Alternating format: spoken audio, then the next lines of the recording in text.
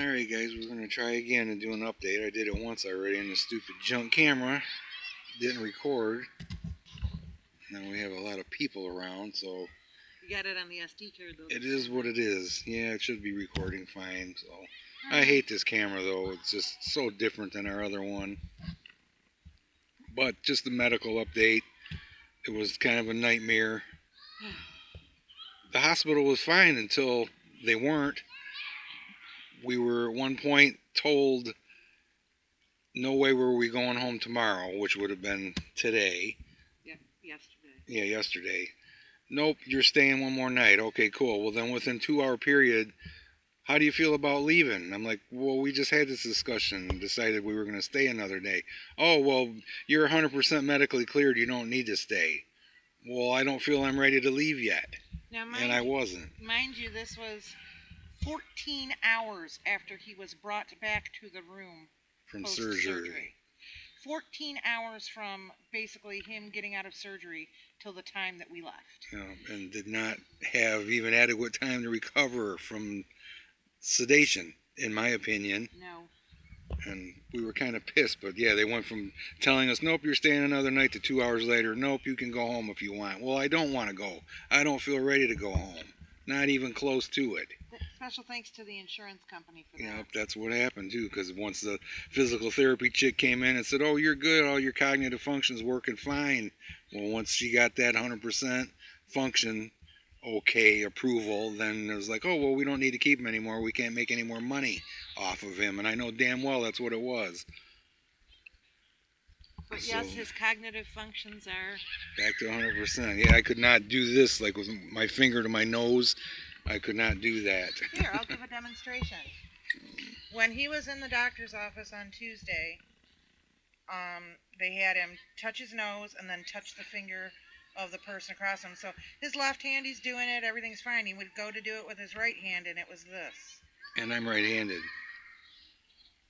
And sometimes he would pause because he couldn't remember what he was supposed to do after he touched his nose. Couldn't remember what he was supposed to do. So yeah, it was a horrible experience. But and I had no idea how big of an incision, what this thing was going to be like. In fact, they knocked me out while I was still talking. They put me out while I was still talking, like I wasn't 100% sure I was going to go through with this. But anyways, we'll show you the scar. It's a hell of a scar, and I had no idea it was going to be anything like this. But I was given the alternative, guys. They said 3 months. If I did nothing, I had to have 3 months at the most. So what would you do faced with that decision? There was no decision to make. It was a no-brainer. No pun intended. Yeah, no brains left either.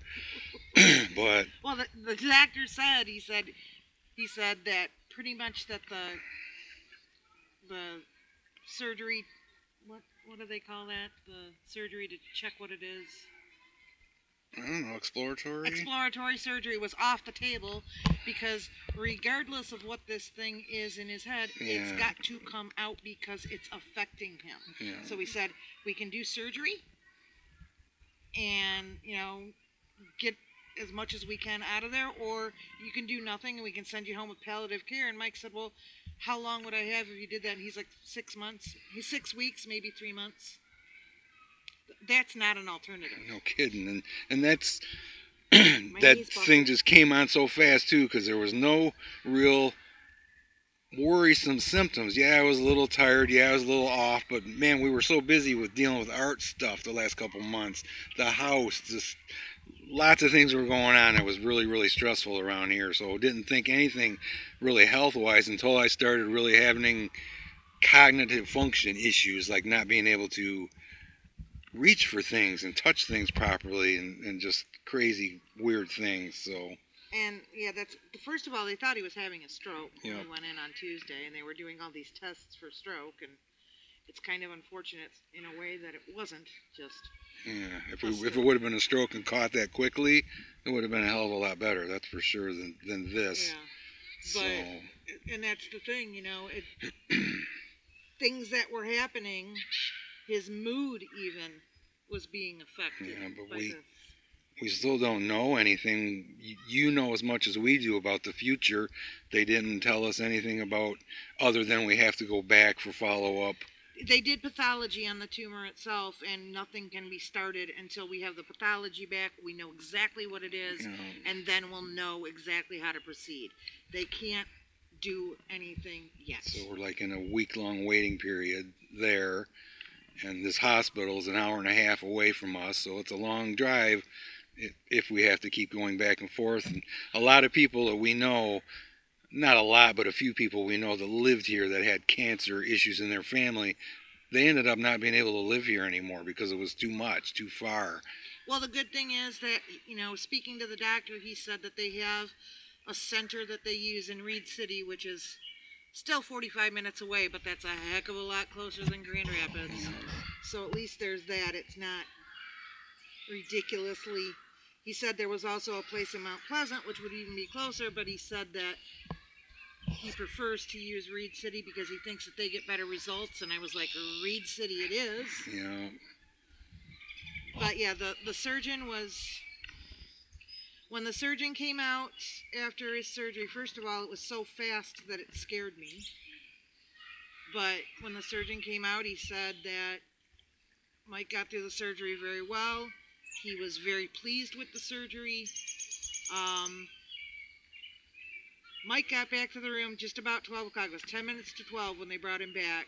At 2 o'clock in the morning, he got pulled out of there for another MRI, a post-operative MRI. And the next morning, which was yesterday morning, one of the team members came in and said that his films looked great. So, promising. His surgeon was very arrogant. As usual. But, when it comes to a surgeon, I want him to be arrogant because that means that he knows what the hell he's talking about. This guy that Mike had is the head of neurosurgery at that hospital. He has been various other places in other positions in neurosurgery. He did his fellowship at Sloan Kettering, and if you know anything about Sloan Kettering, they are strictly a cancer hospital. This guy knows his business. So he had every right to be confident and arrogant. But when he came back to speak to me, he was not that way at all. He was very kind. Still just a hell of a thing, guys, to go in on that morning, 5:30 in the morning, thinking, well, there's just got to be some little weird thing going on here, and to get like the most brutal diagnosis you could probably get. And my throat's fucked up, sorry, as you can tell from having a tube down there for a while. Yeah. So, but that's about it. I mean, there's more to talk about, but my throat ain't gonna take it. So he's on a steroid to make sure that he doesn't get any swelling, and also to shrink the tumor. I mean, as soon as they started giving him the steroid, within 12 hours of getting the first steroid pill, he was already able to use it. Yeah, I was able to use it. I can touch my nose without missing and stuff. I can type okay again. I was hunting and I used to be able to type like 30, 40 more words a minute. And then last week I could barely peck out a sentence. So, yeah. And now it's a little bit better now. And they've been super kind to me at work. They're letting me have all the time that I need. But, of course, I am going to have to go back because we can't just stop money coming in. Exactly. So, but I'm okay. They gave me a walker, said I don't really need it, and I don't feel that I need it. I was really off balance before I had surgery, but now I can walk really well. I'm not even worried about falling. I'm not stumbling, but it's still, with all these stupid cats around here, you do worry about tripping. So. Because they will trip you. Yeah, that's what cats do. But yeah, So if you guys got any questions, feel free. Yeah. We we're gonna hope. We didn't want to ask anybody, but we're gonna go broke, guys. Her dryer still not fixed. Her car's got a bad tire, went flat on us.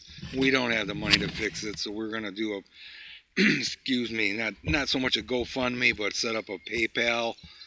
And our PayPal address is gtor72@yahoo.com. And anything anybody might be able to afford would sure be helpful, because we're going to be hurting for certain in the next couple of weeks. So, yeah.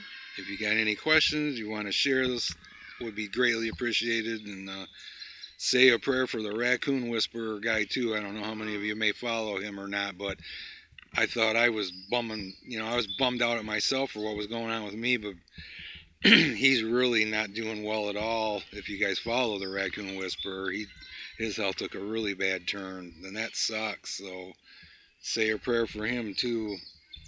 But let me know if you got any questions. Thanks for watching. Alright guys, I'll come up on it. There's his neck, so there's the incision. All the way up to there. It's about 6 inches long.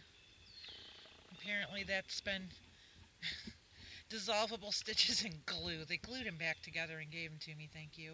So, yeah, it's pretty wicked, but it did the job.